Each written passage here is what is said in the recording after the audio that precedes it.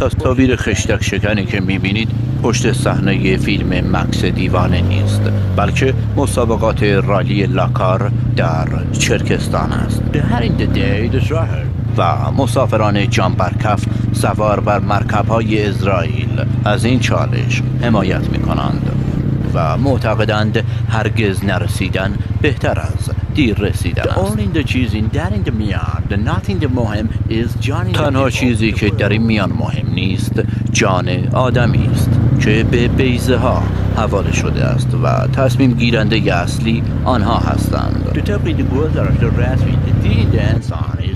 طبق گزارش‌های رسمی دیه یک انسان در این کشور 1/4 دیه یک پشه است. از این رو هر چه پیش آید خوش آید. در این کشور هیچ قانونی حق زرت و پرت ندارد و فقط یک هدف مشخص وجود دارد و آن این است: یا میمیریم یا میرینیم.